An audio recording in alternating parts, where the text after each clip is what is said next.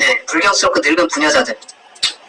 불경스럽고 늙은 부녀자들이 꾸며낸 이야기를 버리고, 왜 불경스럽고 늙은 할아버지들이라고 안 했을까요?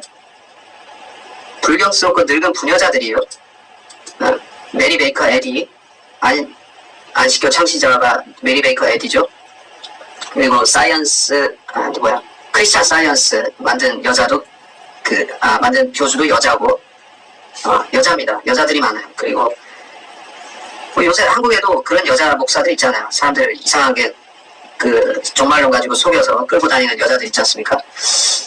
크리스찬 사이언스 메리 베이커 에디고, 안식교가, 누구냐? 엘렌지 화이트. 우연이 아닌 것 같아요. 이제, 여자 교주들이 만든 그거하고, 남자 교주들이 만든 거하고 좀 다르죠. 크리스찬 사이언스는 제가 잘 연구를 안 해서 보는데, 안식교 같은 경우에는, 상당히 여성적이라고 해야 될까?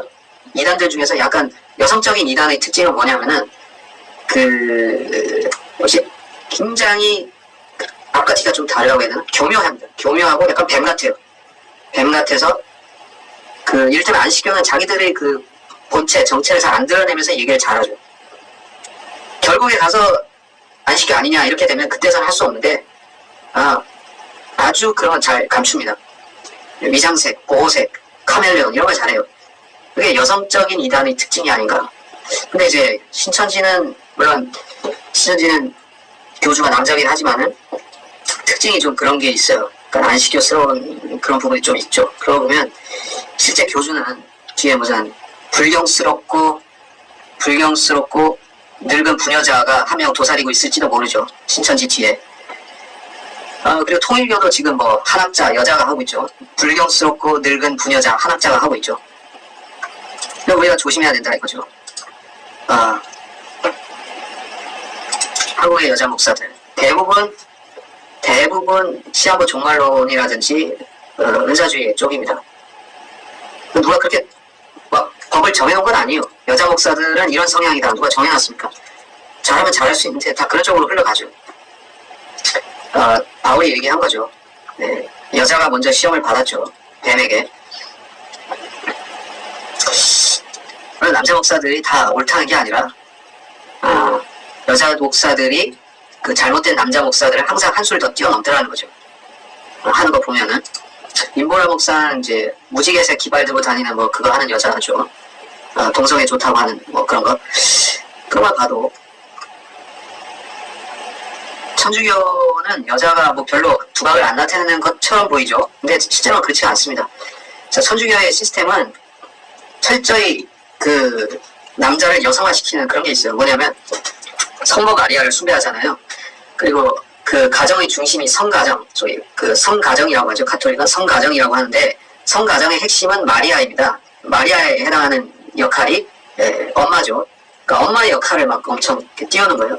그리고 이제 요셉은 어떻습니까?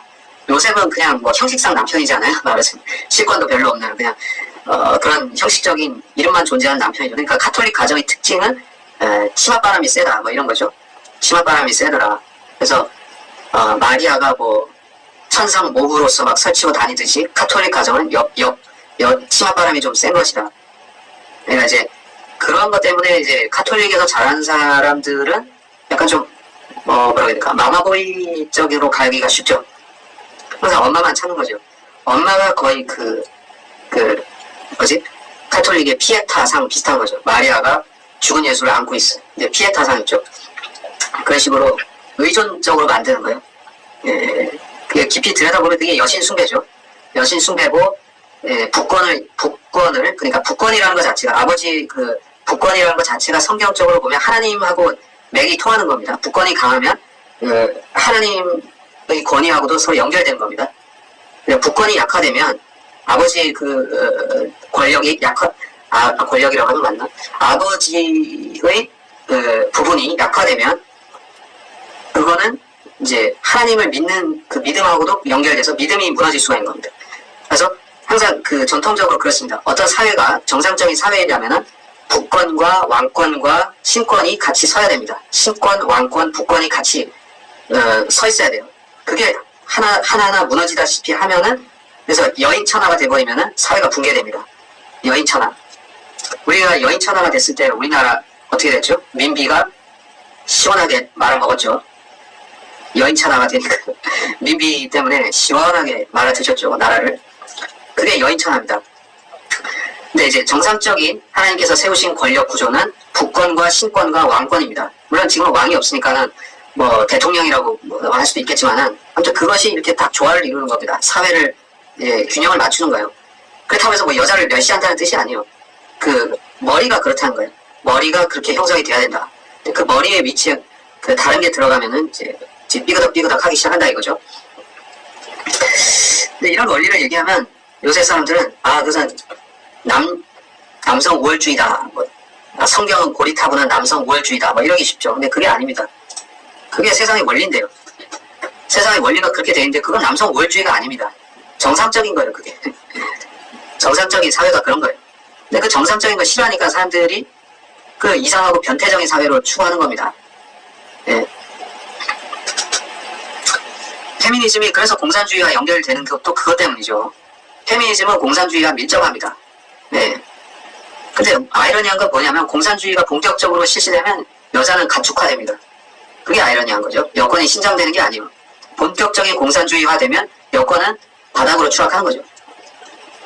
근데 처음부터 그걸 알면 누가 페미니즘을 하겠습니까? 공산주의를 하겠습니까? 여자들이. 네. 그러니까 페미니스트들이 가장 쥐약인 사회가 공산사회입니다.